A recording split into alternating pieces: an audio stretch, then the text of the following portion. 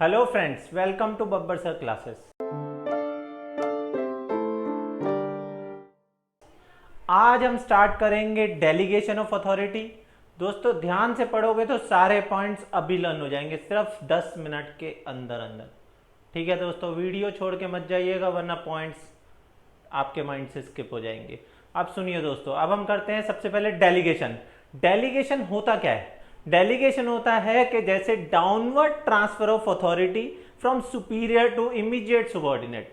ठीक है, मैनेजर क्या करता है, अपने वर्कलोड को कम करने के लिए असिस्टेंट मैनेजर को सारी रूटीन जॉब्स देता है और खुद जो है इंपॉर्टेंट वर्क के ऊपर कॉन्सेंट्रेट करता है। लाइक आप स्कूल जाते हैं, स्कूल में प्रिंसिपल क्या करती है, वो जो है अपने सारी रूटीन जॉब्स किसको दे दी? वाइस प्रिंसिपल को। ठीक है, और खुद जो है इंपॉर्टेंट वर्क के ऊपर कॉन्सेंट्रेट करती है जिससे कि स्कूल आगे बढ़ सके। तो that is delegation of authority. बिना डेलीगेशन ऑफ अथॉरिटी के कोई भी कंपनी रन नहीं कर सकती, वो चाहे छोटी हो या बड़ी।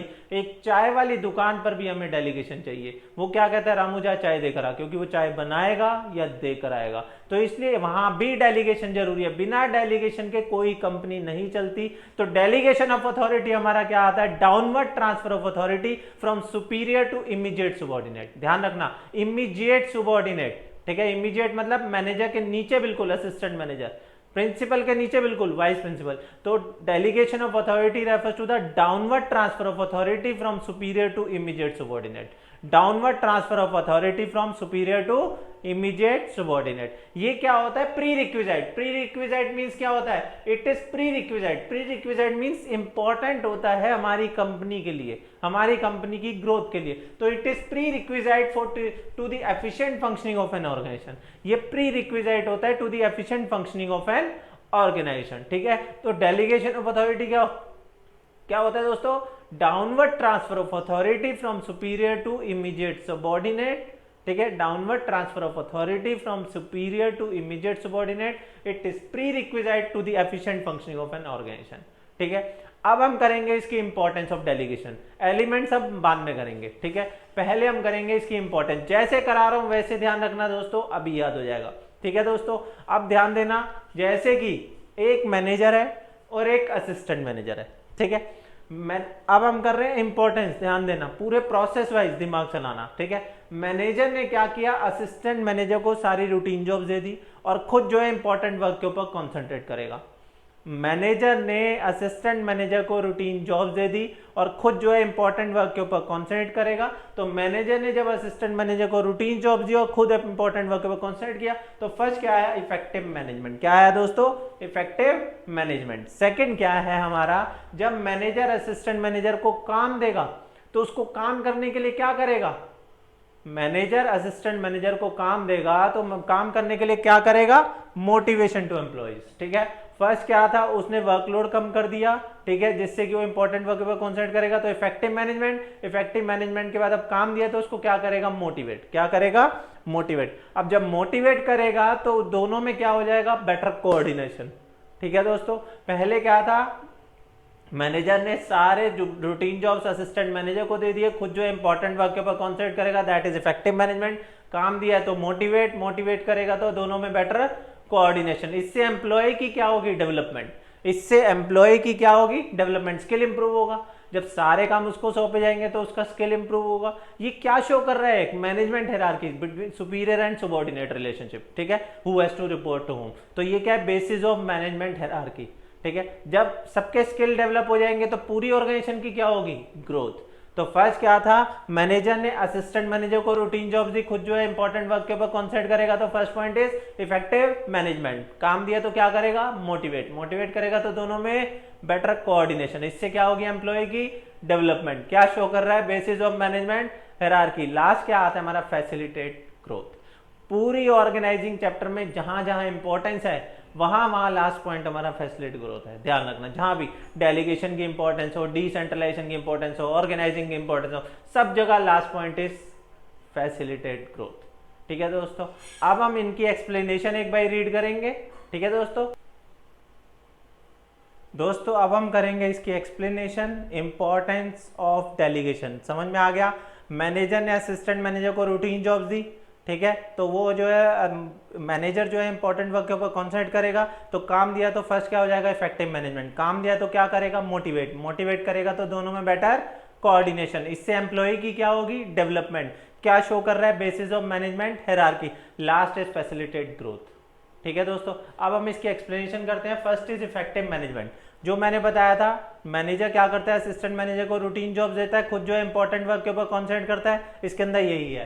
तो बाय एम्पावरिंग, मतलब पावर दे देना, by empowering the employees the manager able to function more efficiently as they get more time to concentrate on important matter, क्योंकि उसको टाइम मिल जाता है इंपॉर्टेंट मैटर के ऊपर फोकस करने के लिए। सेकंड क्या बताया था मैंने, पहले इफेक्टिव मैनेजर, फिर उसको क्या करेगा, मोटिवेट। तो मोटिवेशन एम्प्लॉइज, डेलीगेशन से क्या है, एम्प्लॉइज का टैलेंट जो है डेवलप होता है। डेलीगेशन से एम्प्लॉय का टैलेंट डेवलप होता है। तो delegation helps in developing the talent of the employee. कब, जब सुपीरियर जो है ट्रस्ट करता है सबऑर्डिनेट के ऊपर।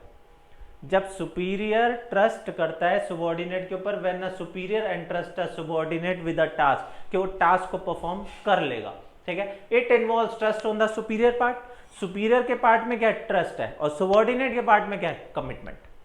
सुपीरियर क्या कर रहा है, सुपीरियर जो है उसको जो है उसके ऊपर भरोसा कर रहा है, ट्रस्ट कर रहा है, और सबऑर्डिनेट क्या है कि वो जो है एक रिस्पॉन्सिबल है, तो कमिटमेंट दे रहा है, हाँ मैं ये काम पूरा कर लूंगा। ठीक है, तो इससे क्या है कि इससे कॉन्फिडेंस लेवल जो एम्प्लॉइज का है वो क्या इंप्रूव होता है, कॉन्फिडेंस लेवल इंप्रूव होता है। तो फर्स्ट क्या था, effective management, motivation. Next is better coordination. अब बेटर कोऑर्डिनेशन में क्या है कि आप ध्यान दो, डेलीगेशन के हमारे 3 एलिमेंट्स होते हैं, अथॉरिटी, रिस्पॉन्सिबिलिटी, अकाउंटेबिलिटी। सबसे पहले अथॉरिटी क्या होता है, अथॉरिटी होता है power to take a decision. किसी के पास पावर होना, दैट इज अथॉरिटी। तो power to take a decision. ठीक है, रिस्पॉन्सिबिलिटी क्या होता है, किसी चीज के लिए रिस्पॉन्सिबल होना, दैट इज ऑब्लिगेशन, मतलब जिम्मेवारी होना to perform a task. Authority हो गई पावर, रिस्पॉन्सिबिलिटी हो गई ऑब्लिगेशन। लास्ट क्या आता है, accountability. Accountability is answerable for the final outcome. Authority is power to take the decision, responsibility is obligation to perform a task, and accountability is answerable for the final outcome। ठीक है दोस्तों, तो इसमें क्या है, बेटर कोऑर्डिनेशन में elements of delegation 3 होते हैं, अथॉरिटी, रिस्पॉन्सिबिलिटी, अकाउंटेबिलिटी। इन्हीं तीनों को डिफाइन कर देना है। Authority means power to take a decision, responsibility means obligation to perform a task, और accountability means answerable for the final outcome, answerable for the final outcome. एक भाई तीनों फिर से रिवाइज कर लेते हैं। इफेक्टिव मैनेजमेंट में क्या था, मैनेजर असिस्टेंट मैनेजर को रूटीन जॉब देता है, खुद जो है इंपॉर्टेंट वर्क के ऊपर कॉन्सेंट्रेट करता है, जिससे क्या होता है, इफेक्टिव मैनेजमेंट। सेकंड हमारा क्या आता है, मोटिवेशन टू एम्प्लॉइज। मोटिवेशन में क्या है कि सुपीरियर जो है सबऑर्डिनेट के ऊपर जो है विश्वास करके उसको टास्क देता है, और सबऑर्डिनेट की एक कमिटमेंट आती है, जिससे सबऑर्डिनेट का कॉन्फिडेंस इंप्रूव होता है। फिर आता है बेटर कोऑर्डिनेशन। दोनों में बेटर कोऑर्डिनेशन कैसे होता है, 3 होते हैं एलिमेंट्स डेलीगेशन के, अथॉरिटी, रिस्पॉन्सिबिलिटी, अकाउंटेबिलिटी। अथॉरिटी क्या होता है, power to take a decision, responsibility is obligation, and accountability is answerable. ठीक है दोस्तों, जिससे क्या आता है, इन तीनों से मिलाकर मिलता है बेटर कोऑर्डिनेशन। नेक्स्ट क्या था हमारा, फर्स्ट क्या था, इफेक्टिव मैनेजमेंट, मोटिवेट करेगा, दोनों में बेटर कोऑर्डिनेशन। इससे एम्प्लॉय की क्या होगी, डेवलपमेंट, क्योंकि उसका स्किल इंप्रूव होगा। हाँ दोस्तों, तो अब क्या है कि हमारा जो है फोर्थ क्या है, एम्प्लॉय डेवलपमेंट। डेलीगेशन के कारण क्या है कि एम्प्लॉइज का क्या है कि अपॉर्चुनिटी मिलती है कि वो अपने टैलेंट को यूटिलाइज कर सके। अब असिस्टेंट जैसे वाइस प्रिंसिपल है, उसको क्या है कि अपॉर्चुनिटी मिली कि प्रिंसिपल के सारे काम नीचे के वो कर सके, तो इससे उसका टैलेंट क्या होगा, डेवलप होगा। तो ये क्या कह रहे हैं, डेलीगेशन से टू यूटिलाइज, अपॉर्चुनिटी मिलती है टू यूटिलाइज देयर टैलेंट, जिससे उसका स्किल जो है इंप्रूव होता है, जिससे कि वो कॉम्प्लेक्स टास्क को इजीली वे में परफॉर्म कर सकता है, और उसका करियर प्रोस्पेक्ट जो है इंप्रूव होता है। ठीक है दोस्तों, मैं सारे नोट्स जो है डिस्क्रिप्शन में देता हूं, जिसको भी चाहिए वो कॉपी कर सकता है, वहां से पढ़ सकता है दोस्तों। ठीक है, नेक्स्ट हमारा क्या आता है, basis of management hierarchy. Hierarchy क्या है, टॉप लेवल, मिडिल लेवल। क्या शो करता है, सुपीरियर सुबऑर्डिनेट रिलेशनशिप, जिसमें क्या बताते हैं, who has to report to whom, कौन किसको रिपोर्ट करेगा, कौन किसके अंडर में काम करेगा। लास्ट हमारा क्या आता है, फैसिलिटेशन ऑफ ग्रोथ। डेलीगेशन से क्या है, ऑर्गेनाइजेशन की एक्सपेंशन होती है, एक्सपेंड होती है ऑर्गेनाइजेशन। क्यों, क्योंकि इसके पास एक रेडी वर्कफोर्स होती है न्यू चैलेंजेस को एक्सेप्ट करने के लिए। अब वाइस प्रिंसिपल तैयार है किसी भी स्कूल में प्रिंसिपल बनने के लिए, अब उन्होंने एक नया स्कूल खोला, वहां पे वाइस प्रिंसिपल को प्रिंसिपल बना दिया, तो कंपनी की भी क्या हो गई, ग्रोथ हो गई। ठीक है, तो इसमें क्या था, फैसिलिटेट ग्रोथ। फर्स्ट क्या था, इफेक्टिव मैनेजमेंट, काम देगा तो क्या करेगा, मोटिवेट करेगा तो दोनों में बेटर कोऑर्डिनेशन, इससे एम्प्लॉय की क्या होगी, डेवलपमेंट। ठीक है, तो ये क्या शो कर रहा है, basis of management hierarchy, last is facilitate growth. ठीक है दोस्तों, अगर साथ साथ में बोलेंगे तो सच में वीडियो में ही देखते देखते सब लर्न हो जाएगा। ठीक है दोस्तों, अब नेक्स्ट क्लास में, नेक्स्ट वीडियो में मैं डालूंगा डिसेंट्रलाइजेशन।